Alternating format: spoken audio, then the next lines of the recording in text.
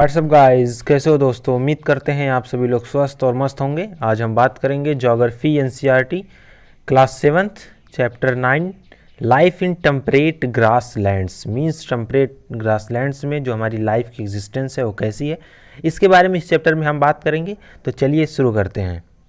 चलिए इस चैप्टर का एक हम ओवरव्यू देख लेते हैं। A grassland is a place where grasses are the dominant form of life. Means grassland एक ऐसा जगह होता है जहाँ पे ग्रासेस जो हैं वो एक डोमिनेंट फॉर्म ऑफ लाइफ होते हैं। मीन्स मोस्ट कॉमन पार्ट होते हैं ग्रासेस। जैसे हमारा फॉरेस्ट है तो उसमें जो ट्रीज़ हैं वो एक डोमिनेंट फॉर्म ऑफ लाइफ है उस फॉरेस्ट के लिए, तो वैसे ही हमारा ग्रासलैंड है। And grasslands make a quarter of earth total surface area. Means earth के टोटल सरफेस एरिया का जो ग्रासलैंड है वह क्वार्टर बनाता है, मीन्स 1/4। एंड क्लाइमेटिक कंडीशन के अकॉर्डिंग जो हमारा ग्रासलैंड है उसको बेसिकली हम दो पार्ट में डिवाइड किए हुए हैं, जिसमें पहला है टेम्परेट रीजन ग्रासलैंड और दूसरा है ट्रॉपिकल रीजन ग्रासलैंड। और इस चैप्टर में हम बात करेंगे सिर्फ टेम्परेट रीजन ग्रासलैंड की, वो भी टेम्परेट रीजन ग्रासलैंड के दो ग्रासलैंड के बारे में, जिसमें प्रेरिस ग्रासलैंड जो नॉर्थ अमेरिका में है और वेल्ड जो साउथ अफ्रीका में है। तो इस चैप्टर में हम ट्रॉपिकल रीजन ग्रासलैंड की बात नहीं करेंगे, इस चैप्टर में सिर्फ हम टेम्परेट रीजन ग्रासलैंड की बात करेंगे। दोनों ग्रासलैंड में जो क्लाइमेट है वह टेम्परेट टू एक्सट्रीम जो है वेरी करता रहता है। इसमें रेनफॉल लिटिल होते हैं और इसमें फ्यू ट्रीज भी होती हैं। बिकॉज द प्रेरिस और इन नॉर्थ हेमिस्फीयर, प्रेरिस जो हमारा नॉर्थ अमेरिका का ग्रासलैंड है जो नॉर्थन हेमिस्फीयर में है, और वेल्ड जो साउथ अफ्रीका का ग्रासलैंड है जो साउदर्न हेमिस्फीयर में है। दोनों अपोजिट हेमिस्फीयर में होने की वजह से समर और विंटर जो होता है इसमें अपोजिट टाइम पे होता है एक साल में। हम इंट्रोडक्शन देखते हैं। Just as forest area cover with tree, grassland are region where grasses are the main type of life. मैंने आपको पहले ही ओवरव्यू में बता दिया है कि जैसे फॉरेस्ट का जो डोमिनेंट पार्ट होता है वो ट्रीज होती हैं, ट्री मेन कवरिंग एलिमेंट होता है, और उसी तरह ग्रासलैंड रीजन को जो कवर करता है बेसिकली वो ग्रासेस जो है मेन टाइप ऑफ लाइफ होते हैं वहाँ पे। And grassland cover 1/4 of earth total land area, और अर्थ के टोटल लैंड एरिया का ग्रासलैंड जो है 1/4 हिस्सा कवर करता है। ये भी मैंने आपको ओवरव्यू में बता दिया है। The type of plants that grow in grassland depend on climate, और जो प्लांट्स जो है ग्रासलैंड में ग्रो होते हैं वो क्लाइमेटिकल कंडीशन के अकॉर्डिंग डिपेंड होते हैं, कि जिस तरह का क्लाइमेटिकल कंडीशन होता है उसी तरह के प्लांट्स जो है ग्रासलैंड में डेवलप होते हैं। And grassland are divided into 2 group based on climatical condition. इसको भी मैंने आपको ओवरव्यू में बता दिया है कि जो क्लाइमेटिकल कंडीशन के अकॉर्डिंग जो ग्रासलैंड है उनको दो पार्ट में डिवाइड किया है, temperate region grassland and tropical region grassland. तो इस चैप्टर में हम सिर्फ बात करने वाले हैं टेम्परेट रीजनल ग्रासलैंड की। तो चलिए शुरू करते हैं। चलिए बात करते हैं प्रेरीज की, या जो है टेम्परेट ग्रासलैंड है नॉर्थ अमेरिका का। And they are region of flat gently sloping and hilly land with grasses of 2 metre high. यहाँ की जो ग्रासेस हैं 2 मीटर हाई हैं, इसलिए इसे हम सी ऑफ ग्रास बोलते हैं। Most part of prairies are treeless, और जो प्रेरीज का मोस्ट पार्ट है वो ट्रीलेस है। But there are forest in low lying area, लेकिन लो लेइंग एरिया में जो है फॉरेस्ट भी हैं जो सराउंड किए हुए हैं रिवर की वैली को। And they are surround by Rocky Mountain in west, और जो ये ग्रासलैंड है सराउंड किए हुए हैं वेस्ट में रॉकी माउंटेन द्वारा और ईस्ट में ग्रेट लेक द्वारा। And cover most part of USA and Canada, और यह ग्रासलैंड जो है यूएसए और कनाडा के मोस्ट पार्ट को कवर किए हुए है।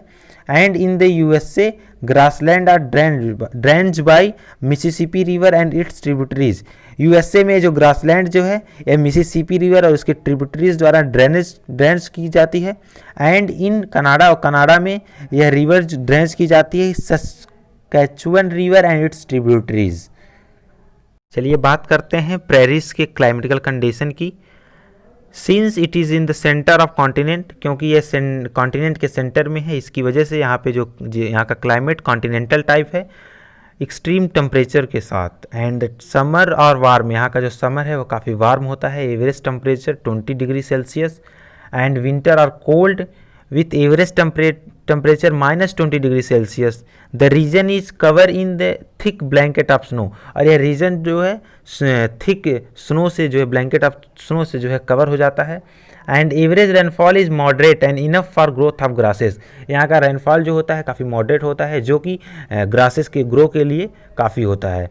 Due to absence of north south barrier to the grassland, grassland के नॉर्थ साउथ बैरियर नहीं है, जिसकी वजह से यहाँ पे एक विंड ब्लो होता है जिसे हम चिनॉक बोलते हैं, जिसकी वजह से यहाँ का टेम्परेचर काफ़ी एक्सट्रीम हो जाता है। चलिए बात करते हैं प्रेरीज के फ्लोरा और फौना की। Prairies are practically treeless, prairies जो है प्रैक्टिकली ट्रीलेस है, बट जहाँ वाटर की अवेलेबिलिटी है वहाँ कुछ ट्रीज जो हैं अवेलेबल हैं, जैसे willows and alders. Place that receive average rainfall of 50 centimetre, जो प्लेस जो है एवरेज रेनफॉल 50 सेंटीमीटर रिसीव करते हैं, और लैंड जो है सुटेबल है एग्रीकल्चर के लिए। वहाँ के क्रॉप हैं मैजे, जो वहाँ का मेजर क्रॉप है, पोटैटो, सोयाबीन, कॉटन, अल्फाल्फा। The bison of American buffalo, bison या फिर उसे अमेरिकन बफेलो कहते हैं, वह एक इम्पॉर्टेंट एनिमल है। It nearly become extinct due to unnecessary and excessive hunting, यह विलुप्त होते जा रहे थे क्योंकि वहाँ पे अननेसेसरी और ज़्यादा हंटिंग हो रहा था इन लोगों का, जिसकी वजह से अब ये प्रोटेक्टेड स्पीशीज़ हैं, अब इनको प्रोटेक्ट किया जाता है वहाँ के अमेरिकन बफेलो को। And other animals in prairies include, जो कुछ अदर एनिमल्स हैं प्रेरीज में वो हैं rabbit, coyotes and gophers and prairies dog. ये बात करते हैं प्रेरीज पीपुल की। As compare to tropical region, grassland है fewer resource and more extreme climate. Tropical region की तुलना में ग्रासलैंड एक फीवर रिसोर्स है और यहाँ का क्लाइमेट काफ़ी एक्सट्रीम है। इसके बावजूद यहाँ की दो डेवलपमेंट कंट्री यूएसए और कनाडा प्रेरीज में लोकेट करते हैं। The people are very hard working, यहाँ के लोग काफ़ी हार्ड वर्किंग होते हैं। ये लोग अवेलेबल टेक्नोलॉजी और नेचुरल रिसोर्स का बेस्ट यूज करते हैं। Scientific method of cultivation use करते हैं, जैसे ट्रैक्टर, हार्वेस्टर, और यही सब चीज़ें जो है नॉर्थ अमेरिका को एक सरप्लस फूड प्रोड्यूसर बनाता है। अलॉन्ग विथ एग्रीकल्चर के साथ डेयरी फार्मिंग वहाँ का एक इम्पॉर्टेंट इंडस्ट्री है। ये डेयरी बेल्ट जो है ग्रेट लेक से अटलांटिक कोस्ट तक जो है फैला हुआ है। Together with agriculture, dairy farming has encourage the setting up of many food processing industries. Agriculture के साथ डेयरी फार्मिंग जो है कई प्रकार के फूड प्रोसेसिंग इंडस्ट्रीज को जो है बढ़ावा देता है। Large mineral deposits coupled with well developed transport system of road, railway and canal has made this region the most industrialised in the world. चलिए बात करते हैं वेल्स की। यह एक टेम्परेट ग्रासलैंड है साउथ अफ्रीका का, and they are rolling plateau, एक रोलिंग प्लेट्यू है जिसकी हाइट रेंज 600 मीटर से 1100 मीटर है। And they are bordered by Drakensberg mountain in east and Kalahari desert in west. And in north east part में high velds की जो range है सबसे हाईएस्ट पॉइंट है 1600 मीटर है। एंड जो रीजन है drainage by Orange and Limpopo river and their tributaries किसे कहते हैं? ट्रिब्यूटरीज हम उस सहायक नदियों को कहते हैं। चलिए हम बात करते हैं वेल्स के क्लाइमेटिकल कंडीशन की। Velds have a mild climate due to influence of Indian Ocean की वजह से यहाँ का क्लाइमेट मीड होता है।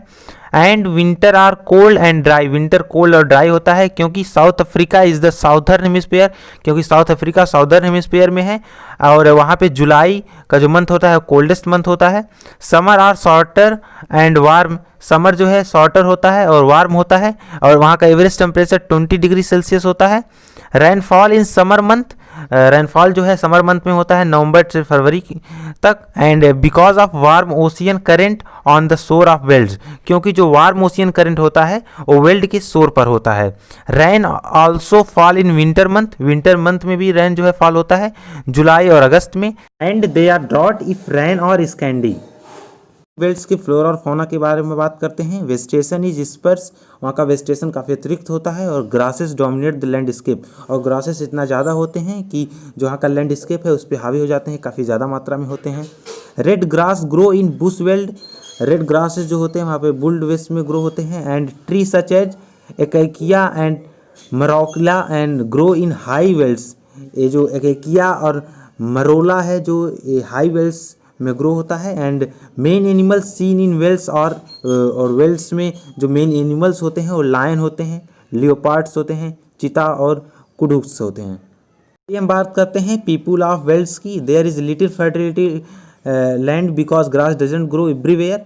यहाँ पे जो फर्टाइल लैंड है वो काफ़ी छोटे मात्रा में होता है, क्योंकि यहाँ पे ग्रासेस जो हैं हर जगह ग्रो नहीं हुए रहते हैं, और सन के एक्सपोजर की वजह से यहाँ पे लैंड जो है बैरन रहते हैं, मीन्स बंजर रहते हैं।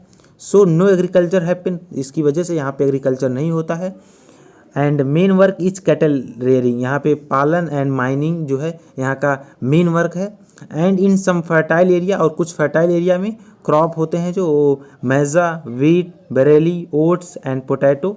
एंड जो कैश क्रॉप हैं सच एज तंबाकू, शुगर कैन, कॉटन और grow. Sheep rearing is important occupation. Sheep are mainly rear for wool, sheep का जो पालन होता है वो वूल के लिए होता है, specially for wool of merino slip. Merino slip का वूल जो है बेसिकली वहाँ पे बनाया जाता है।